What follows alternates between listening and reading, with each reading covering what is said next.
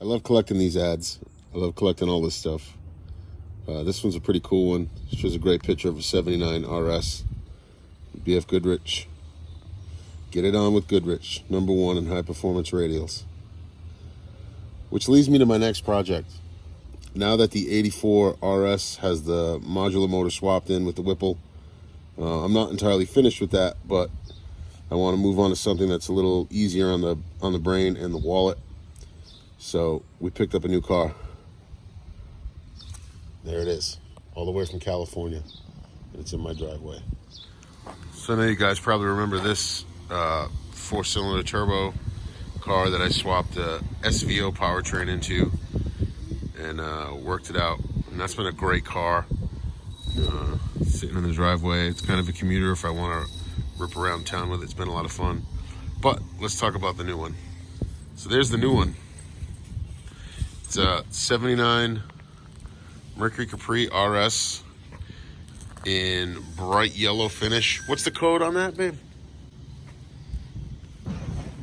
My wife's helping me. Which one is the code? It's a paint code. Paint code? Okay, here we go. So anyways, 64. Paint code 64, bright yellow. My friend from 4-Ride Pride, Fox Chassis, was nice enough to break down the buck tag for me and all of the VIN information. And I'll tell you a little bit about how I came about this car, how I found it, and what my plans are with it. It's actually really complete. It looks a little rough right now because I haven't done anything with it. Took a trailer here, came all the way from California.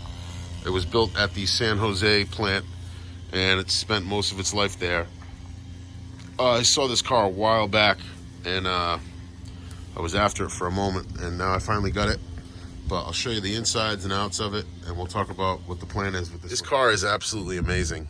From all of the bezels on the dash and the door panels. The seat's a little chooched up there. That's how I got it. I can't really complain about that. But everything in this car is solid, clean, complete. And any of you guys in the New England area to find a door jamb that looks like that, it's unheard of. It's just super, super clean. And I don't really need to do anything in here. Just keep it the way it is and clean it up. It's even got that great wheel. So check this out. When I first found this car, it was on eBay. And I messaged the seller, and this great guy, Willie, he parts out Mustangs on the side. And it was up there for quite some time, and I could never really work it out, and I never pursued it enough because I didn't think it would be possible to get a car all the way in California, pretty much all across the United States to New England. So I forgot about it. And on a whim, I had messaged him, and I said, "Hey man, any chance you still have that Capri?" And he said, "Yep, I still got it."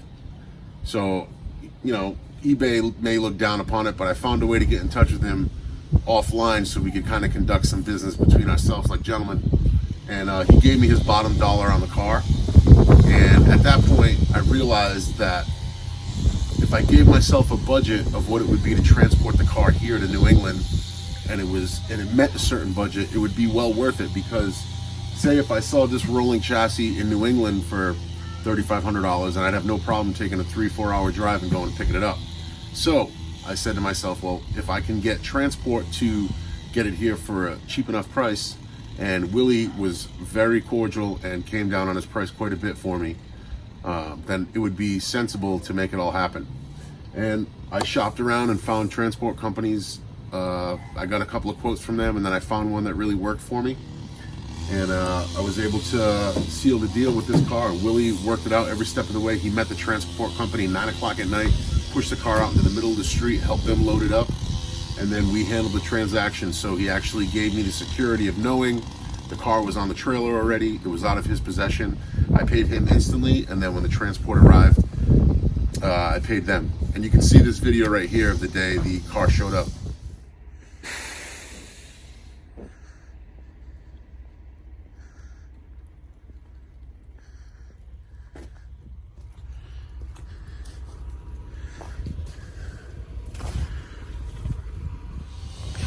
So when I got this car, the hood was all black. For some reason, I didn't understand why the hood was all black. Even painted over the decal and the scoop and the hood vents. So one day I just had some wet sandpaper and some soapy water, and I started taking the black off, and I realized that all of the bright yellow finish was still under the hood. So I'm pretty confident in bringing that back to life. And the car has had some sun damage. Nothing too bad, nothing that can't be taken care of, but you can see the rubber front end, a lot of that's peeled off and worn off. And I've done this before where I've masked a lot of these front areas off and sprayed them and painted them. I needed a couple of headlight buckets, and my buddy John helped me out with those. He's always good for something. Who knows what the hell it is, but it's good for something. And like I said, I was able to expose the RF decal, you know, and I'm going to take the rest of that black paint off and just drive the car, keep it as clean as possible. I'm not trying to go too crazy with this one. It's just going to end up being straight up carbureted 302 with a 5-speed and dual exhaust. So it's not exactly factory spec, but it's not outrageous. It's not a Whipple. It's not a a huge cam, aluminum heads, and all that. I just want to roll around with this car for the summer. It's gonna be something fun to drive.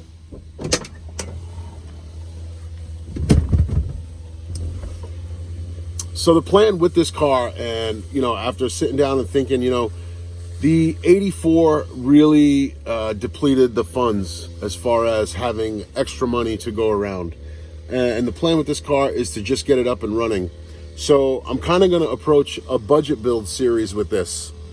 Anything I can find used, anything I can repair to make work, anything I can find off of Marketplace, anything I can basically find at a deal, I'm going to do.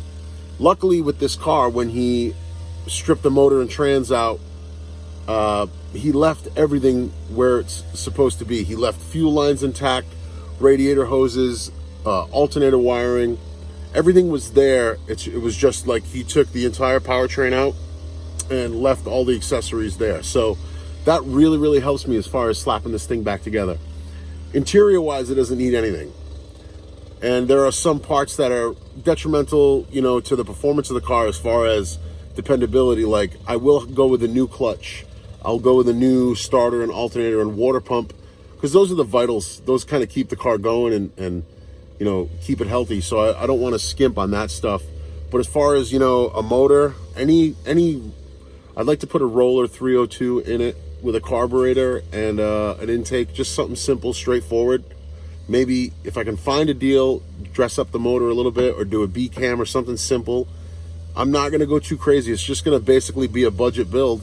And I'm hoping to take you guys all along with me, because this is something that at the end of it, we can tally up how much we spent and we can see how much we actually have into this car and how much fun we can have going along the way. But I only did this because this is a once-in-a-lifetime opportunity to own a car this clean with 44,000 original miles on it. And I know it doesn't seem like it, but this car has 44,000 original miles. I have the title, I have all the paperwork.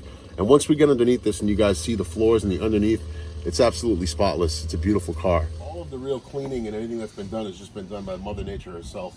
I am going to get a better set of wheels. I'm not sure if I just want to put a set of ponies on. I do have everything to do a 5-load conversion, so I could spruce up the wheels and provide better brakes and a better rear end all at the same shot. So that may be something I go into.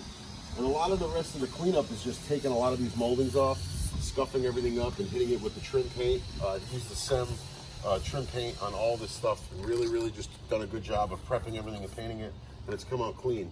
Even over here you can see I've tried to color match a couple of spots. There's no rot here, it just chipped off, so sometimes I know he was trying to do the best for the car, but it can be cleaned up a lot better.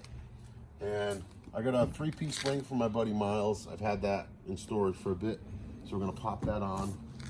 And anything I can do to just clean it up and use what I have laying around the shop and laying around and picking it up off the floor and building a whole car with it, that's pretty much my plan. But it's really clean. It's really cool. It's a 79 Capri. It's another one in the collection, and it was well worth the purchase, and it was well worth the new project, because I needed another one. Like I needed a hole in the head, right, babe? Mm-hmm.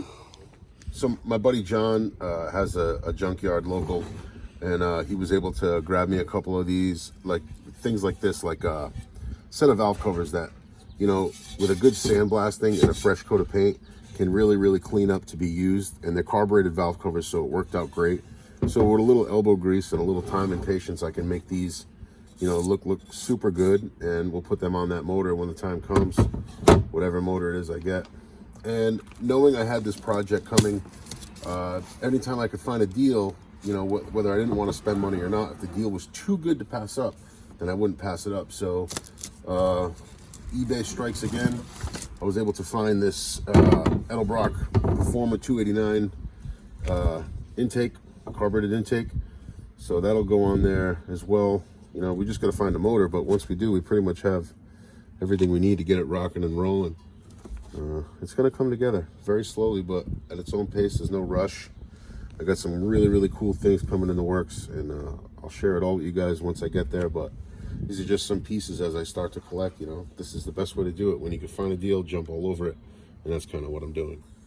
So here's kind of what I've been doing as I've been finding stuff, like, you know, horn button here, and a T5 shifter handle, knob, some 3-piece wing ends.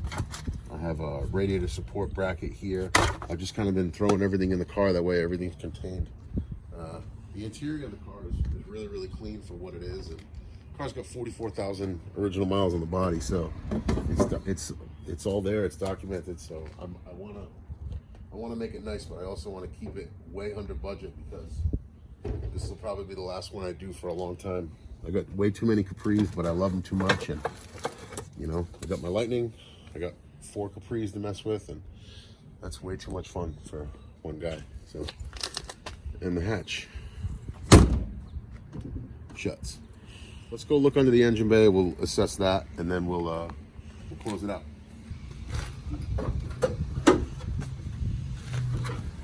So, you know, the engine bay is all there. There's no rot.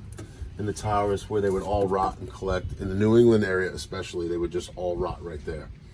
I had this overflow tank from an 83 brown Mustang I did when I first started this channel.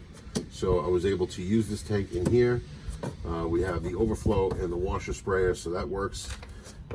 My buddy Willie, when he sold me the car and he pulled the powertrain out, he was nice enough to leave all the components, the ignition control module, the coil, all of the connectors, the connections to sensors, even over here as far as the AC. AC in this car is something I am going to do in the future.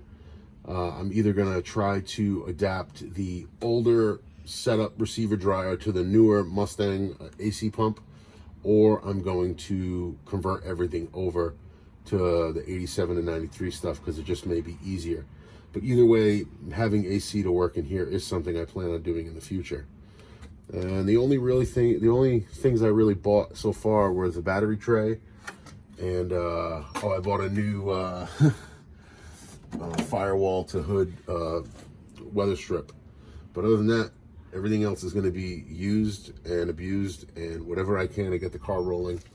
And you can see from under the car here, it's you know, to somebody walking by, they may say, why the hell would you invest any money in that? But the guys who know what they're looking at, it's a really stout, clean piece. After I wash it and everything, who knows how well it can look. Just going to take a little time and elbow grease, and I got all that. So that's going to wrap it up on this video. This is the next project to come along. Like I said, we'll come up with a name for this. Maybe something yellow brick road, mellow yellow, maybe that could be pretty cool, because it's going to be quite mellow. It ain't going to be fast, it ain't going to be crazy, but it's going to be a full-on budget build. Anything I can find at a deal, anything to save a few bucks and just kind of, you know, jalopy this thing together. I won't cut corners and I won't make it dangerous, but you know, it doesn't need to be the biggest and best stuff. I don't need to spend 20 grand on this. I could probably get this thing to run for under 1,500 bucks, I think. What do you think about the new project? Good. Good. What do you think? You like it? Yeah. You gonna take this to prom? No. And run and sound really well. So that's the plan. It's going to be a budget build, and I'm going to take you guys along, especially for you guys that are getting into this and, you know, maybe want to cut corners to save a few bucks and want to see it happen. I'll be your crash test dummy, I guess. But here you go, the next project, 79 Capri RS Mellow Yellow. Over and out. We'll talk soon. Peace.